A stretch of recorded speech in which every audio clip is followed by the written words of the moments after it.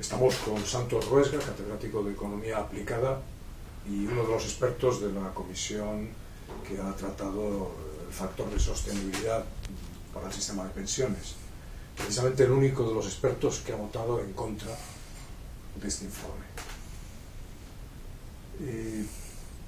¿Podrías explicarnos ese voto negativo al informe, Santos? Sí, claro, sí. Es un voto, digamos, sobre lo esencial del informe, ¿no? Como todo informe, pues tiene unas cuantas páginas, hay afirmaciones en las que están más o menos de acuerdo, pero en definitiva lo importante al final es que cuál es la propuesta, en definitiva, o las propuestas que hace el informe, y ahí es donde estoy en desacuerdo, ¿no? Luego hay una serie de elementos ahí que en alguna medida hacen que mi voto se reafirme un poco más, pero bueno, esencialmente lo que creo es que el informe plantea un factor de sostenibilidad, en definitiva un mecanismo para provocar un ajuste en el presupuesto de la Seguridad Social a futuro, que pivota fundamentalmente sobre el valor medio de las pensiones. Entonces mi insistencia durante toda la comisión, las reuniones de la comisión, era en que yo creía que la ley del 2011, que entró en vigor en el 2013, más el factor que estaba previsto en la ley, que es uno de los dos que aparecen en el informe, ya significaban un recorte importante de las pensiones a futuro. Es decir, que el ajuste para tratar de que sea sostenible el sistema, es decir, el flujo de ingresos y gastos, pivotaba sobre los gastos y pivotaba sobre la pensión media. Entonces, mi propuesta ha sido todo el tiempo que si teníamos que hacer algo más que desarrollar el factor que aparece en la ley, que de hecho es lo que se hace, es introducir un factor adicional, pues que lo hiciéramos teniendo en cuenta la necesaria suficiencia de las pensiones en el futuro. Es decir, que no cargáramos todo el peso del ajuste por el lado de los gastos, es decir, de las pensiones, sino que cargáramos una parte por el lado de los ingresos. Y esta ha sido un poco la esencia de mis discrepancias, aparte de discrepancias también de en qué momento poner en marcha todos estos mecanismos. Yo planteaba que no me parecía mal los tiempos que se da la ley del 2011, que habla de el año 2027 como punto de arranque del factor de sostenibilidad, y que se aplicaría en el 2032. Porque es el momento, en principio, previsiblemente o previsto más crítico, es donde entrarían un mayor número de pensionistas de golpe y es donde se produciría el cambio o el desequilibrio más intenso en las cuentas de la Seguridad Social. Entonces, bueno, yo creo que la ley en ese sentido lo diseñaba bien, el horizonte temporal, es decir, bueno, donde tenemos el problema vamos a implementar alguna medida más. Y, bueno, esta era otra discrepancia importante en la medida que plantea el informe que empiece a funcionar el año que viene, o en el mejor de los casos en una banda que oscila entre el año 14 y el año 19. Entonces, bueno, este era un poco el planteamiento. ¿Qué es lo que creo que ha pasado? Pues que hay excesivas prisas por parte del gobierno. ¿Tiene esto sentido? Yo creo que no. Es decir, creo que el sistema tiene problemas a corto plazo, pero tiene mecanismos para resolver los problemas a corto plazo y, en todo caso, si no los hubiera, pues habría que buscar mecanismos transitorios para los problemas a corto plazo, que son, lógicamente, la caída de los ingresos que se ha producido con la crisis. Tiene mecanismos, que es el fondo de reserva, tiene una cuantía suficiente para aguantar y absorber el impacto más fuerte de la crisis. De hecho, estaba ya pensado para eso. Lo que ocurre es que el gobierno no quiere utilizar ese mecanismo, que es el fondo de reserva, porque las cantidades que utilizara el fondo de reserva computarían efectos del déficit, y eso pues a los señores de negro de Bruselas no les gustaría mucho. Entonces hay una, como diríamos, una contaminación, por poner una palabra así un poco, entre lo que debieran ser los objetivos de un factor de sostenibilidad, que es a largo plazo y pensando en que se vaya ajustando poco a poco el sistema, y las prisas a corto plazo que no están relacionadas con la sostenibilidad, sino están relacionadas con la reducción del déficit que persigue este gobierno de acuerdo con los objetivos que le ha marcado Bruselas o la Troika, Fondo Monetario, Bruselas, Banco Central Europeo.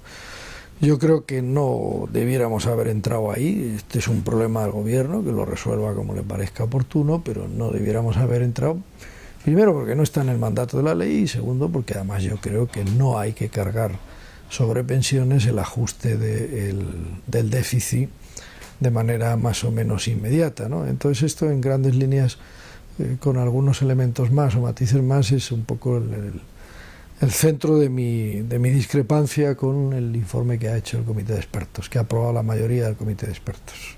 Tu voto particular, precisamente, en este informe, en el que explicas las razones, insistes en que, en estas cuestiones que nos has hablado, el tema de las prisas, y en el tema, precisamente, de que se sobreestima quizás las razones demográficas para explicar el problema de la presunta sostenibilidad del sistema de pensiones.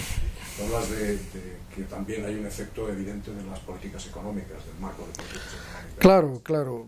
Hombre, fíjate, incluso aunque las previsiones demográficas, que son, bueno, pues efectivamente son de envejecimiento y de alargamiento de la edad, de la esperanza de vida de la población, que esto, pues en principio es bueno, ¿no? Es decir, que vivamos algunos años más, pero incluso aunque esas previsiones se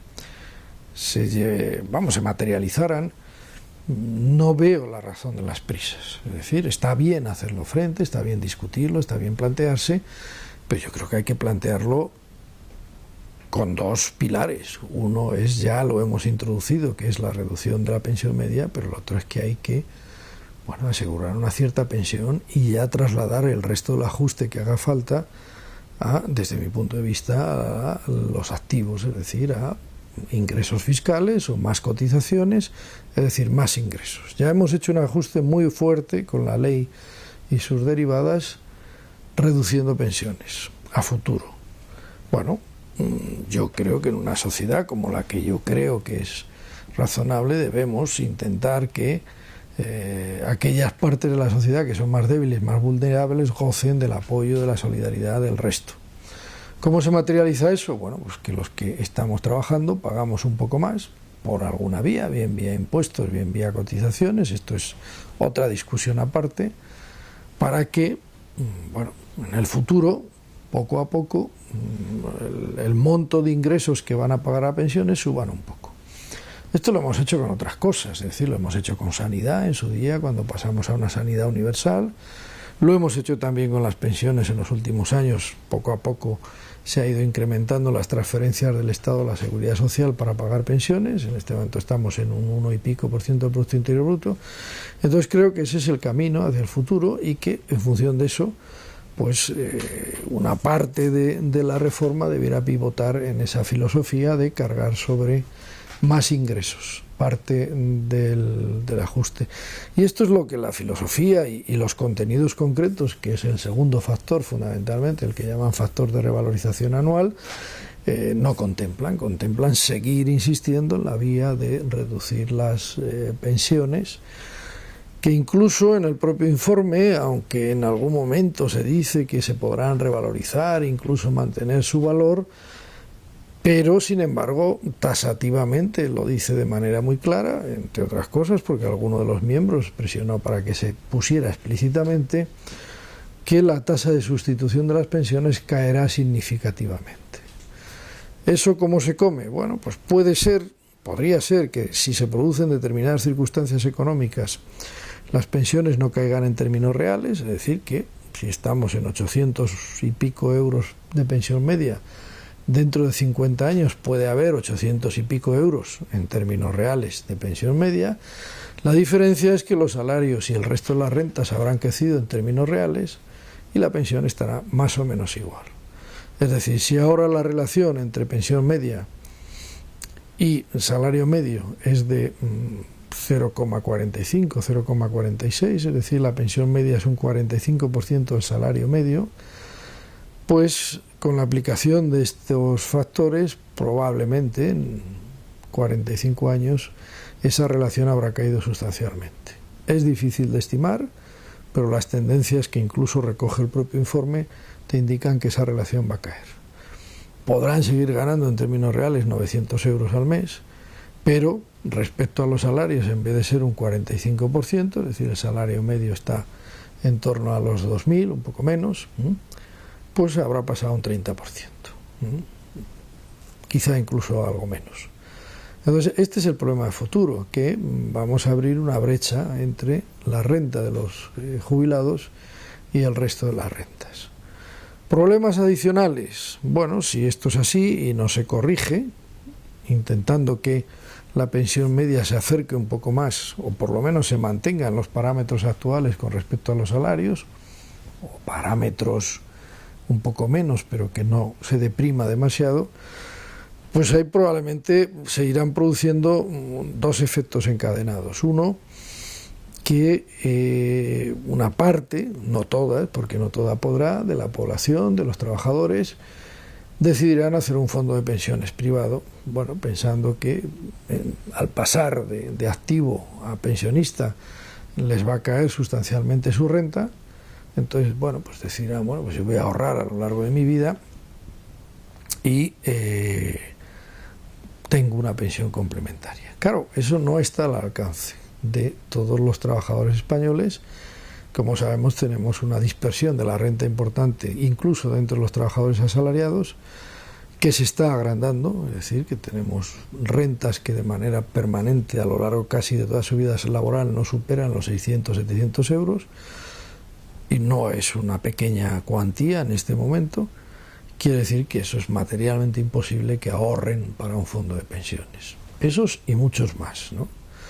¿Eso qué va a significar? Pues que en la época de la jubilación habrá unas rentas compuestas por pensión pública baja y pensiones complementarias privadas, en una escala, dependiendo de la capacidad de ahorro, y muchas más que serán solo la pensión pública. ¿Eso qué va a hacer? Ahondar más las diferencias entre la población en el ámbito de las pensiones. Y adicionalmente, pues ir colocando a parte de los pensionistas paulatinamente por debajo de los umbrales de pobreza que se miden con respecto a las rentas salariales, ¿no? Al PIB, digamos, pero a la renta media, mejor dicho.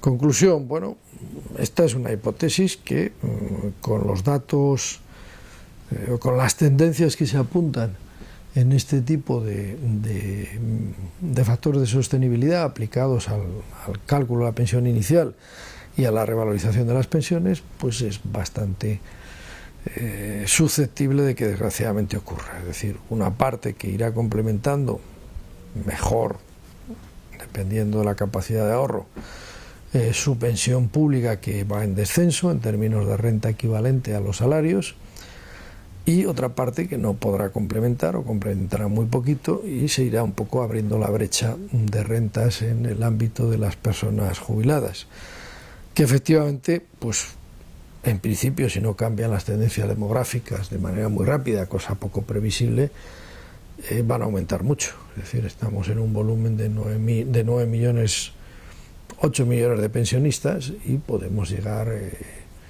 según las estimaciones, en el año 2045, una cosa así, a unos 19 millones de pensionistas. Es decir, casi un 30% de la población española estará por encima de los 65 años, y de ellos 19 millones cobrarán pensiones.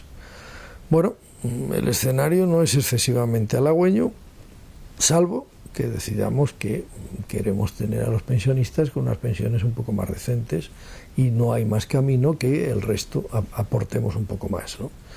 Bueno, esto es lo que creo que este informe y los mecanismos que propone no van a conseguir. Es decir, podrán conseguir que sea sostenible el sistema, pero desde luego cada vez menos suficiente para los pensionistas. Mi apuesta, por tanto, era, bueno, si vamos a hacer algo más de lo que nos dice el mandato, que de hecho el mandato no hablaba de esto otro, hagámoslo también proponiendo mecanismos para garantizar una cierta suficiencia de las pensiones. Transferencia de rentas del sector público, del sistema público en general, a la seguridad social para pagar pensiones. Da la sensación de que es un poco la comisión de expertos que se ha formado era un poco empezar la casa al revés. Es decir, dar una cobertura técnica, vamos a poner comillas, a una opción política que venía dada de antemano por la propia conformación quizá de la comisión. Es decir, en esa comisión de expertos parece ser que solamente 3 de los componentes erais partidarios de mantener o partidarios claramente del sistema de reparto de pensiones. Que es el que sí, bueno, yo lo dije desde el principio, a algún compañero le molestó, pero me parecía que era bastante obvio, ¿no? Es decir, que era... En líneas generales, yo, estas historias de los expertos propuestos por un gobierno, etcétera, etcétera, sobre todo en este país, y sin que estén las reglas del juego claras, es decir, porque pues, siempre son una especie de cobertura, una propuesta política que ya está en marcha y que, bueno, con matices está más o menos definida, ¿no?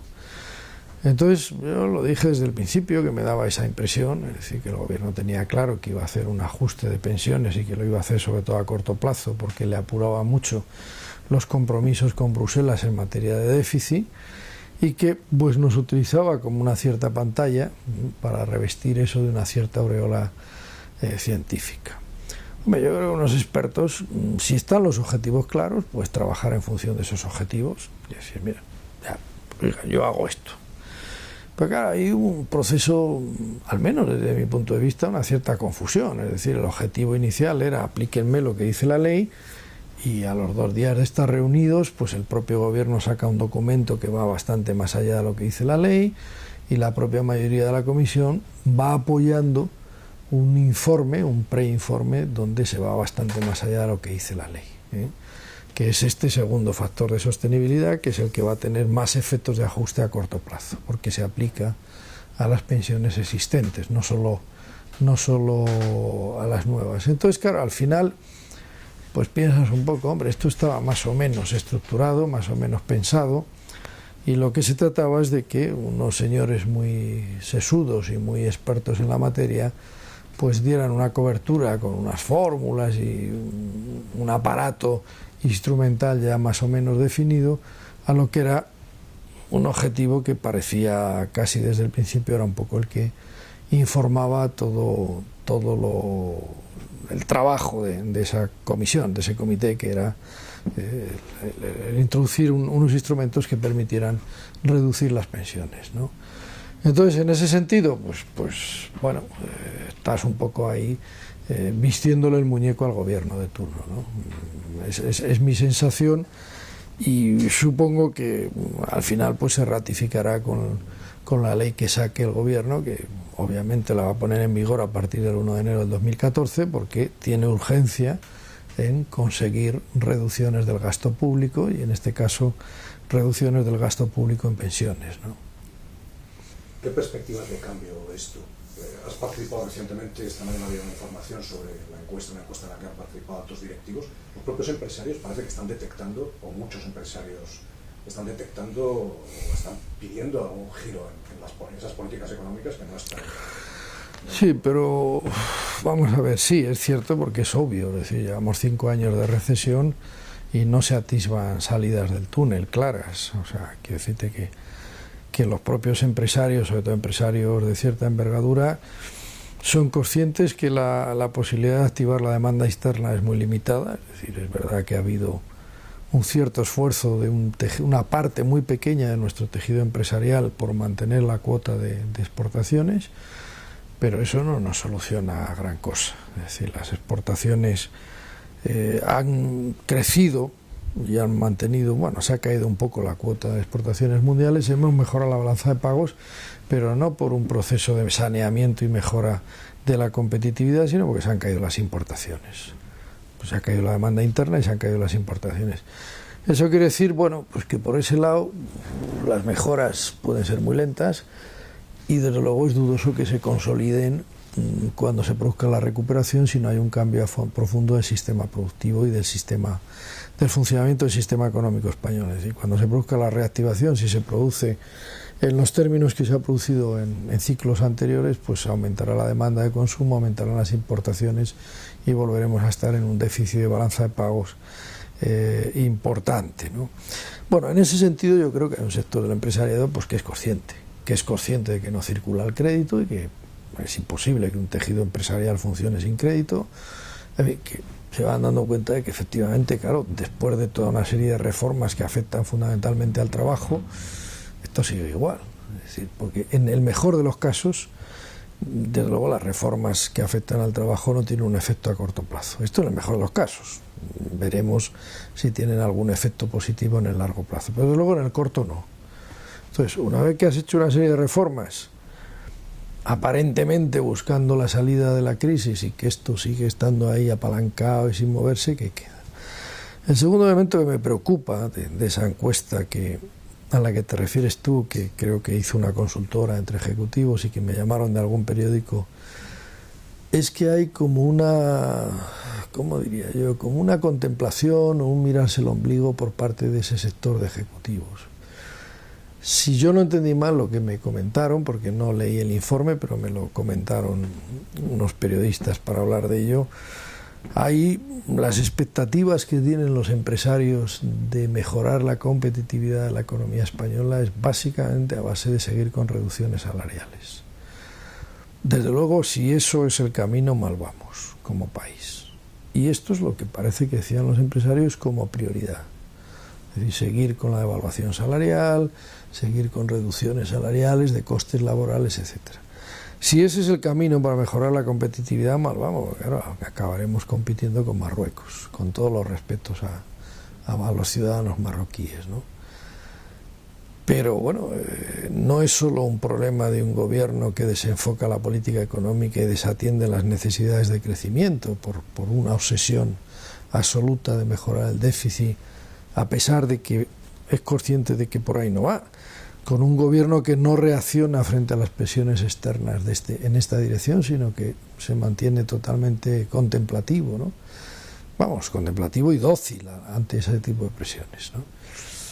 Entonces, no lo sé, o sea, yo lo veo complicado, es decir, ahondar en la competitividad de precios a base de reducir costes laborales es un poco pan para hoy y hambre para mañana. Es decir, volverá a ocurrirnos en el próximo ciclo lo que ahora, que cuando se caiga el mercado externo, lo poco que tenemos ahí con cierta entidad, pues volverá a caer, caerá la demanda interna y se nos caerá el crecimiento económico.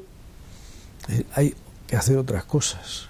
Y el problema es que cuanto más tardemos en hacerlas, pues más complicado será poder hacer competitivas nuestras empresas a base de otros procesos que no son vía bajada de costes, ¿no?, de costes laborales. Pero en ese sentido yo no soy especialmente optimista, porque no se ven ni apuntan en las autoridades económicas medidas, actuaciones que traten de renovar un poco el tejido productivo y de orientarlo mucho más hacia procesos de producción, empresas, etcétera, que se apoyen en la innovación, que se apoyen en la calidad, que se apoyen en un cierto dinamismo hacia el exterior, y mucho más en medidas que lo que buscan es bajar los precios, bajar los costes para competir vía precios, ¿no?, lo que se llama la competitividad vía precios. Entonces, a mí la verdad es que lo de esa encuesta me dejó un poco preocupado, ¿no?, porque además eran encuestas no era el conjunto del empresariado, eran ejecutivos de empresas de cierta dimensión, ¿no? Esto lo dices entre los 2 millones o 2.800.000 empresarios y bueno, me puede parecer normal, pero claro,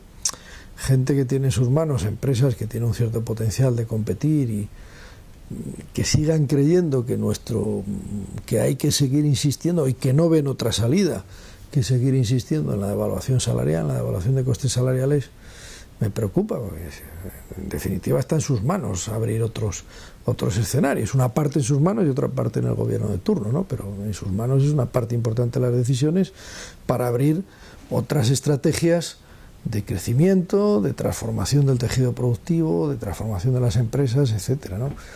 Y la sensación que yo sacaba de lo que me comentaban de los resultados de esa encuesta a la que te refieres, pues eran no especialmente optimistas sobre la actitud de los ejecutivos de nuestras empresas. ¿Qué habría que hacer para que hubiese... Hombre, primero quebrar la tendencia depresiva en la que estamos a base de una intervención mucho más activa del gobierno. Es decir, esto me parece que es de cajón, que es que hasta casi está a punto de decírselo al Fondo Monetario. Es decir, tienen que intervenir, tienen que romper con esta dinámica de compresión de la actividad económica pública y tienen que, bueno, establecer un mayor alargamiento de los periodos de reducción del déficit público, de devolución de la deuda, aunque todavía la deuda no es asfixiante en el caso de deuda pública española, y eso tienen que sentarse en Bruselas, negociarlo con los agentes internacionales, tienen que sentarse con la banca internacional, que es acreedora, y decirles, mire señores, vamos a tardar un poquito más en pagarles. ¿No les gusta? Bueno, tampoco les gusta a nuestros pensionistas que carguemos el ajuste todo sobre ellos. Ustedes van a esperar un poquito más. Y entonces tener una política contracíclica, proactiva, mucho más inteligente que los tímidos intentos que se hicieron durante el anterior gobierno, antes del 2010, pensando sobre todo en invertir y en activar la inversión empresarial. Y en segundo lugar, que esa actuación genere estímulos hacia una conversión del tejido empresarial, de las empresas, que estén pensando más en competir vía innovación, etcétera, etcétera, que vía precios. Y esos son también estímulos. Es decir, bueno, nuestro problema no es crear pymes, nuestro problema es crear empresas más grandes. Entonces los estímulos tienen que ir dirigidos a que, si tú das subvenciones, etcétera, a empresas, se las das porque crezcan, no porque existan como empresas pequeñitas. ¿Que va a haber pymes? Claro que las va a haber siempre, eso es inevitable.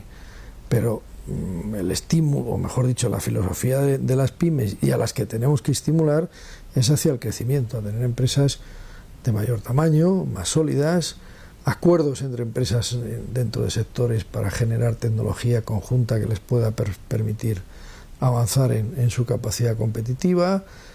Y la política industrial que debemos y tenemos que hacer tiene que ir en esa dirección, en la dirección de estimular el crecimiento de las empresas, estimular la cooperación en innovación, en tecnología de las empresas de un mismo sector o de un mismo ámbito de actividad económica.